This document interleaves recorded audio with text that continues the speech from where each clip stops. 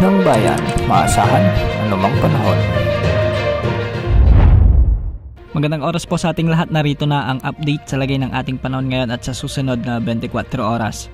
Patuloy na nakakaapekto ang maalamig na amihan o northeast monsoon sa northern at central Luzon, samantalang shearline naman ang nakakaapekto sa eastern sections ng southern Luzon. Dahil nga sa northeast monsoon o amihan, asahan ang maulap na kalangitan na may mga pag-ulan sa may Cagayan Valley, Cordillera Administrative Region at sa Central Luzon. Posible dito ang mga biglang pagbaha at pagguho ng lupa, lalo na kung may mga katamtaman at minsan ay malalakas na pag-ulan. Dahil naman sa shearline, asahan ang maulap na kalangitan na may mga kalat-kalat na pag-ulan na may mga kasamang kalat-kalat ding thunderstorms sa bahagi ng Metro Manila, sa may Calabar Zone, Bicol Region at ang silangang bahagi ng Visayas o Eastern Visayas. Pinag-iingat rin natin ang ating mga kababayan rito dahil may banta pa rin ng mga flash floods at landslides, lalo na kung may mga katamtaman din at malalakas na pag-ulan.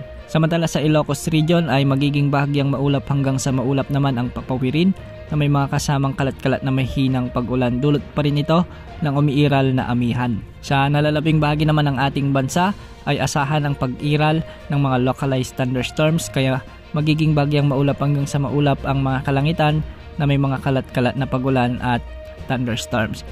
Dahil dito, posible rin ang banta ng mga biglang pagbaha at pagguho ng lupa, lalo na kung may mga umiiral na severe thunderstorms. Para naman sa mga lagay ng baybayin at pag-alon sa ating mga karagatan, sa northern at eastern sections ng Luzon ay posible ang hanggang 4 na metrong pag-alon, kaya pinapayuhan natin ang ating mga kababayang mangingisda at may sasakyang pandagat na mag-ingat sa paglalayag sa ating mga karagatan dito. Sa eastern sections naman na Visayas ay posible naman ang 2.5 hanggang sa 3.5 meters na pag-alon. At sa nalalabing bahagi ng ating bansa ay posible ang 0.6 hanggang sa 2.5 meters na mga pag-alon sa ating mga karagatan. Samantala, wala pa rin tayong namomonitor na anumang LPA o bagyo na posibleng pumasok sa ating area of responsibility sa susunod na 3 hanggang 5 araw.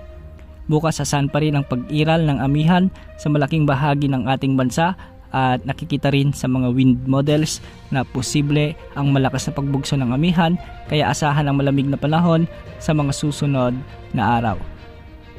Yan ang update sa lagay ng panahon. Ito po ang weather update ng bayan, maasahan anumang panahon.